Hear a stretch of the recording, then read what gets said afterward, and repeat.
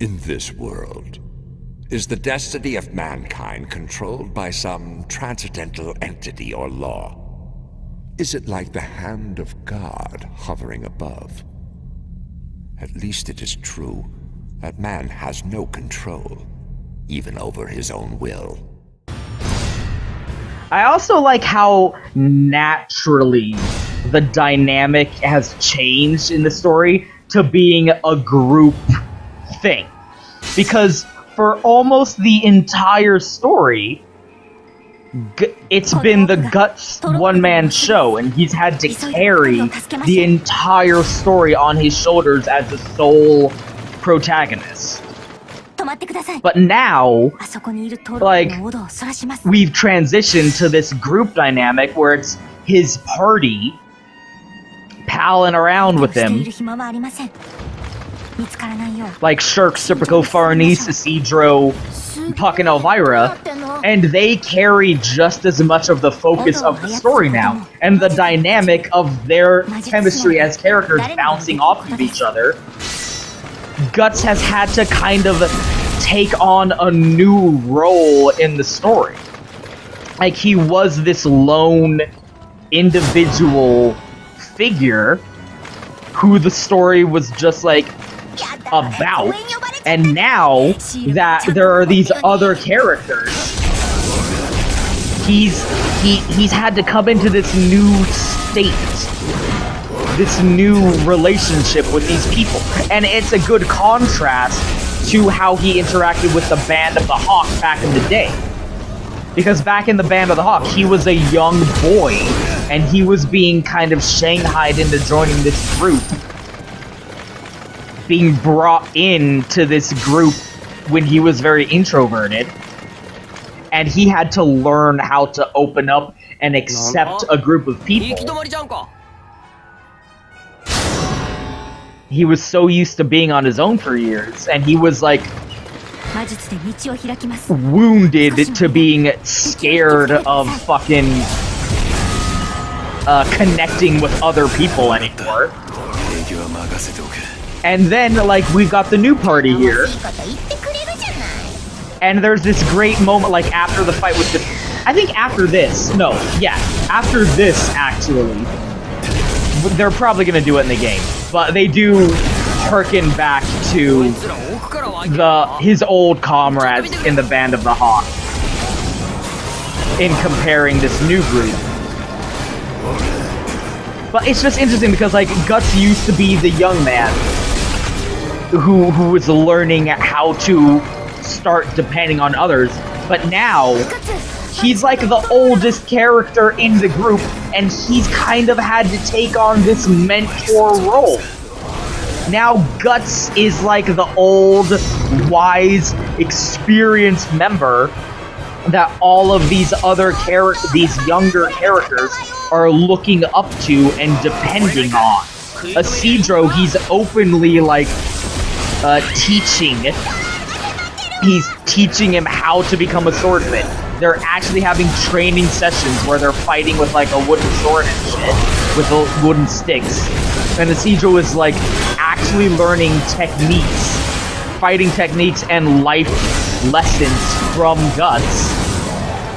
And his dynamic with Shirk is also really adorable, because Shirk is like his daughter-in. And they have so many cute scenes together. And then Farnese is looking up to him in the same way that Casca looked up to Griffith back in the Band of the Hawk days.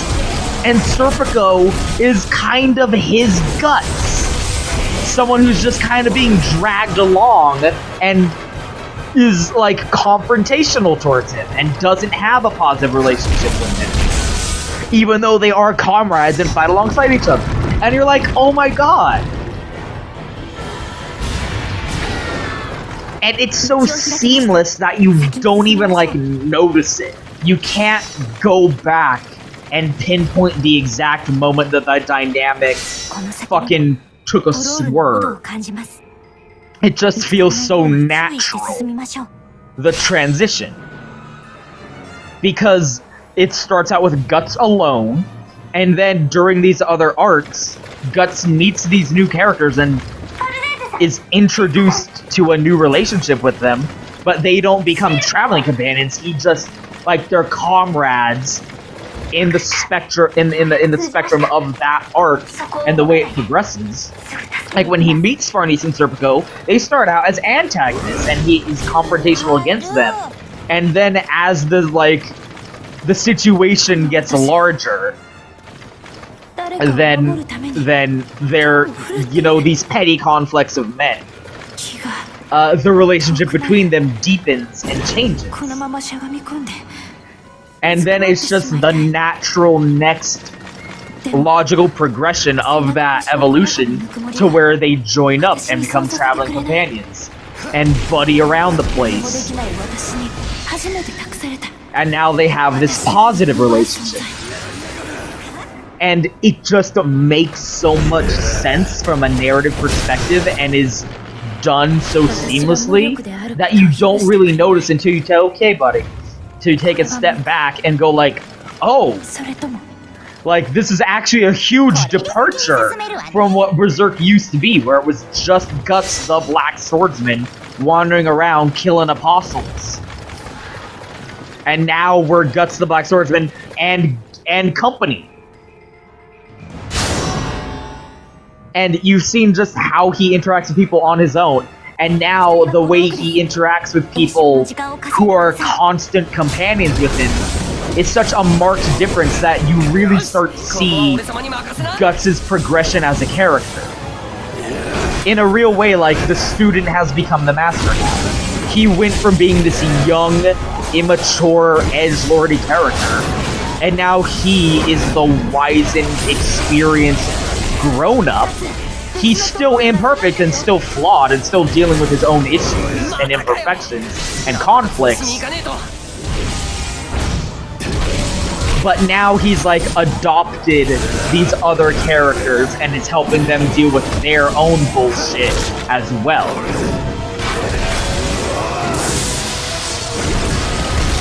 And it's just so fucking awesome. And like, that's on the character level, and then you have on the fucking world level, where the veil of reality just keeps getting pulled back and pulled back and pulled back, where you learn these new things. You learn about the religious doctrine, you learn about the...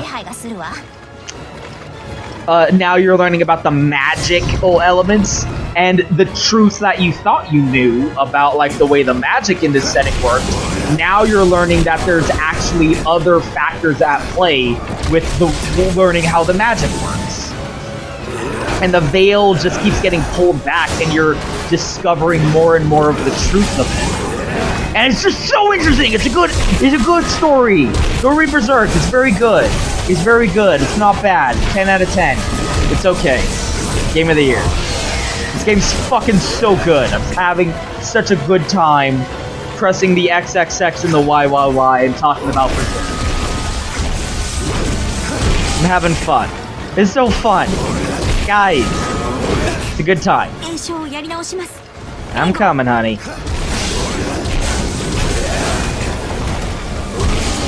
It's also funny because, like, you can tell Guts isn't really comfortable in a leadership position because he's always kind of been on his own or subservient to another character, aka Griffin. So when all these other characters show up and start being like, oh, Guts, I want you to teach me, he's like, that's weird. That's weird. Stop being weird. Hey, guys. And then when Shirk shows up, even though she's like the youngest child baby boo-boos ever, he immediately starts clinging to her as like the person who's in charge. He calls her Commander. And like with no irony. He's not being a sarcastic asshole. He's like, I will fucking like defer to you. You're in charge here. This is your thing. I'm just the heavy lift. I'm just the muscle. I'll do the heavy lifting here, but you're in charge of things. And Farnese is having her little character development down there that I don't really care about. She's not like I don't say she's the worst because she's a terrible character or anything, even though she does some despicable things. Like, she's not a bad person, It's just, she's so useless. Like, Casca is more useful than fucking Farnese. Farnese is only good in fucking taking care of Casca and her dribbling retardation. Like, she literally feeds her.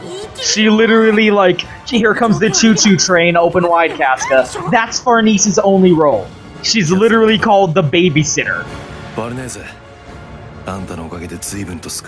See, look at how look, can you imagine even Golden Age Guts ever saying that? Look at how he's grown as a person. Look how he's changed. Look how he's... Like, Isidro, you have the responsibility. Look how seamlessly Guts has adopted this role of being the mentor figure for these younger characters who look up to him. And he hasn't compromised his outlooks or beliefs. He's still, like, fiercely independent and resistant to authority. But he has softened. He's become a more personable character. And Puck, who's been with him since the beginning, in terms of, like, publication, not the Golden Age, which was the beginning of the story. He is on hand to be like, wow, Guts, you've really fucking changed. Even though Puck has more, like, started becoming a Cedro sidekick, sorta. A Cedro is the link to his Navi, sort of. Oh, and yeah, during the scene, like, right after that moment of Guts being a cool big bro to all these other characters, he then goes, yeah, I finally don't have to worry about anyone being behind my back. I can swing my sword with wild abandon without needing to worry about anyone or anything else but myself. The duality of man.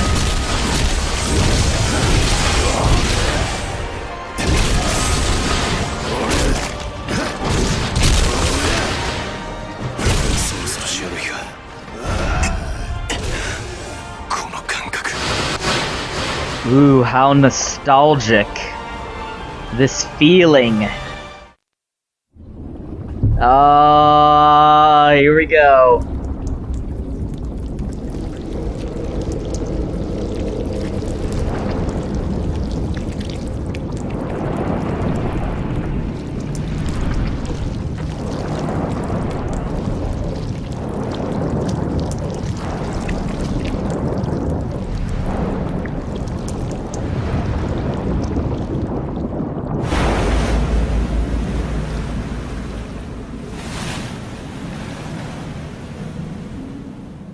So Griffith opened the door. Ooh, Jesus. Griffith opened the door, and you can bet the other members of the God Hand are like, hey, let me in too, baby. It's not just Femto who crossed the boundary.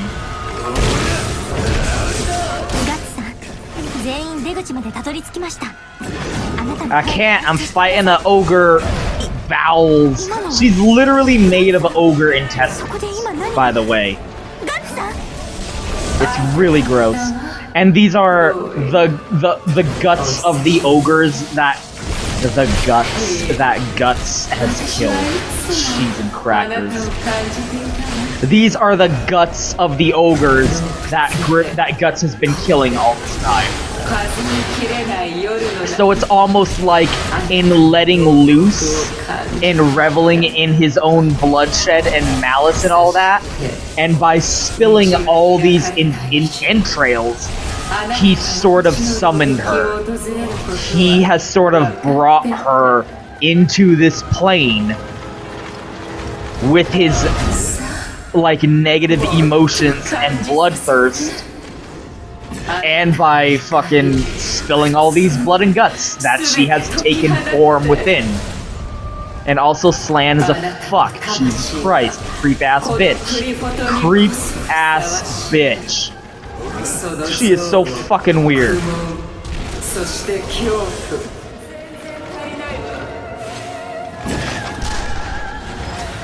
Look at how gross she is.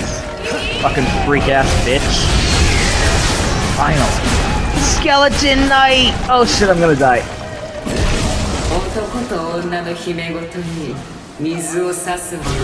Come on. Oh, damn, that's a full hill.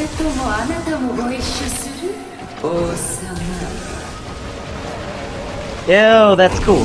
Whore Princess of the Uterine Sea! Yeah, that's the coolest shit. That's so fun. Like, sick burn. Whore Princess of the Uterine Sea.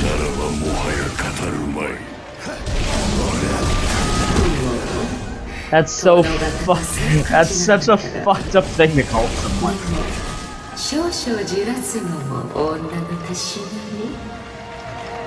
Can't argue with that.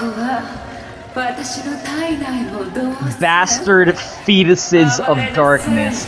There's a lot of gross talk right now, and I gotta say, I'm not very supportive of it. I wish you would all stop being so gross and weird. Horror Princess of the Uterine Sea. Bastard fetuses. It's just, okay, we're getting a little too Bloodborne right now. There's a little bit too much Bloodborne in the room going on. We need to hold back on that. Oh. Yeah, and she literally does say, like, penetrate me with your long, hard sword dick.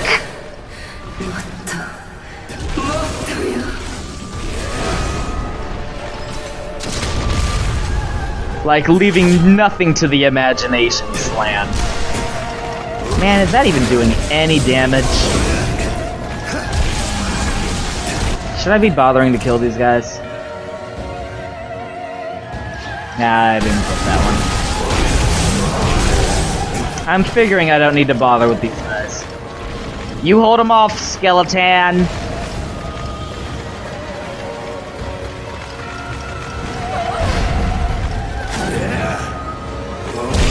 And she mentions, like, the other members of the God Hand have taken, like, presence in the physical world now. Griffith has, like, completely destroyed the barrier. And now the beings of the astral, like, the more he does it, the more he exists. The more, like, blurred the lines between reality gets. And it's pretty clear that, like, the ultimate intention is to completely destroy the lines of reality. And the ultimate goal seems to be to allow the idea of evil that he works for to take form in the physical world and impose its will upon it. And Griffith's like, yeah, bro, long as I get a kingdom. Fuck you, Griffith. Peace. Ah, gross. Just made out with a fucking troll colon. It's also cutting that she strips him, like, rips his clothes off, and starts grinding on him and molesting him, and it's really gross. And she, like, burrows her fucking fingers into his chest and rips this huge gash open on his chest. And he's like, oh, I'm not happy about this happening.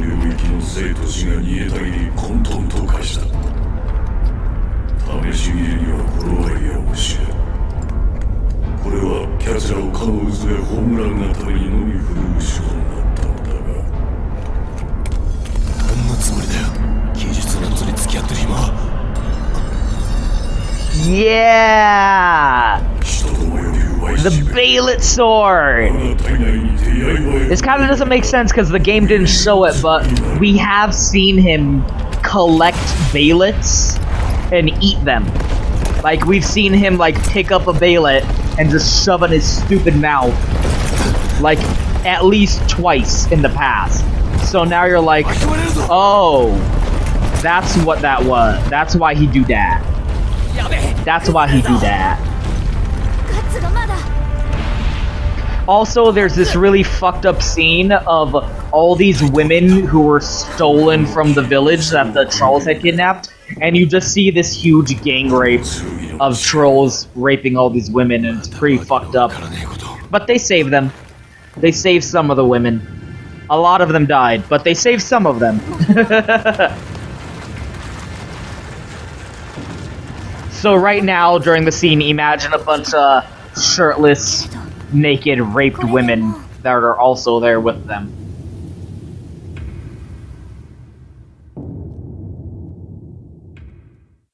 Berserk's really fucked up. It's not a good happy time story. There's some fuckery. Yeah. Oh, and it didn't show it, obviously, but that Isidro had his cool scene when he was protecting the women, where he got to fucking kill a couple trolls. In fact, there was this big boss troll that was like, I'm the biggest dick troll, and Isidro got to fuck him up, and it was really cool. And you're like, yeah, Isidro. He Z-targeted him with fucking Puck. ファルネーゼ様、よくぞご無事で、もしものことがあったらどうしようかと。心配かけましたね。俺の活躍見せてやりたかった。Yeah, I wish we had. あなたは何もしてないじゃないですか。Casca. 仲間か。もう二度と。そう思っていたんだが。仲間かた。仲間。Oh, that's fucking awesome. I thought they would at least have a little flashback where the old Band of the Hawk character models would be on screen, but nah. In the comic, it does flashback to Jude, Pippin, Rickard, Corcus, Gaston, Casca, and Griffith. And he's like, hey, I joined a party again. See, now he's got the poncho. Okay, so this... They could do something cool here. Because this is going to mark, like, a change. Guts is gonna get a new character model. And after this level, they're either gonna do something cool or they're not. And I'm very curious. キャスカのお守りを頼むぜ。はい、私に任せてください。キャスカさん、あなたには随分とむごいことをしましたね。謝罪します。So let's find out. Because we're gonna get a new character model for Guts.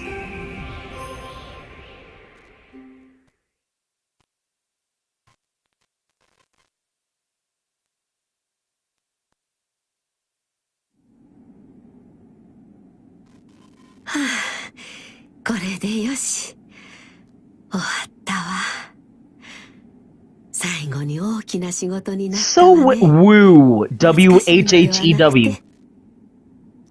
Like, so weird. Weird things that, like, aren't bad.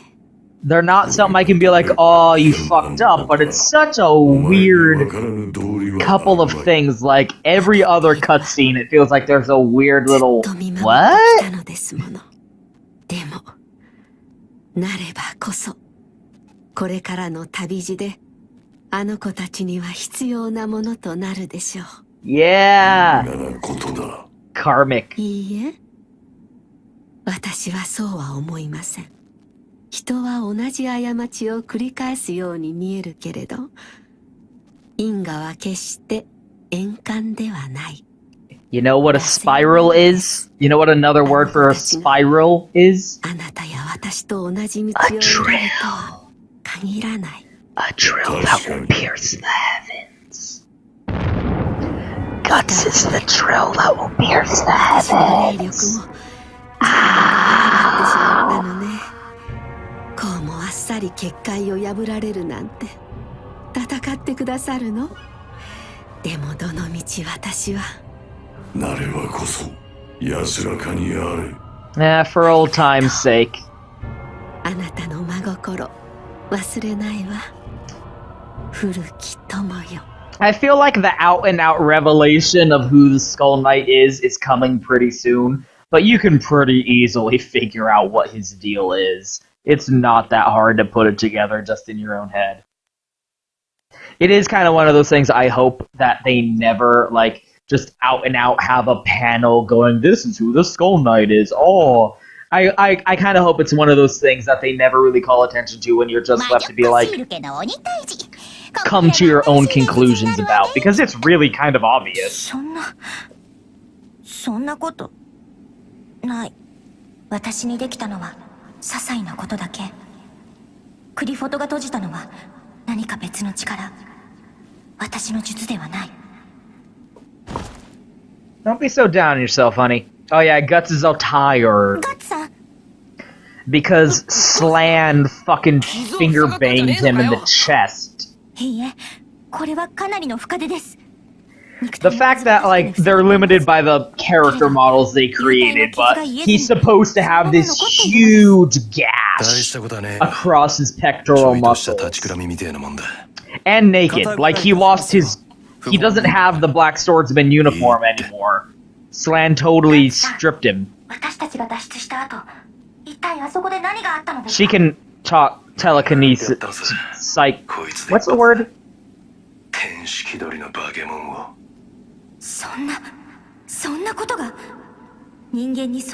What's the word? Not telekinesis. Talking to people with her mind. But it's like a one-way line. It's not like she talks to everyone, and it's not like in the old days where someone was using the phone in the house and you could pick up a phone somewhere else in the house and listen in on it. It's a one-way line.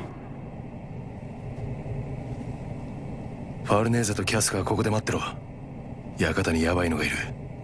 トロールなんて目じゃねえ。奴らだ。It's them. We haven't seen a good old-fashioned apostle in a while now, have we? God damn it! I should have taken fucking Skull Knight's horse. Fuck.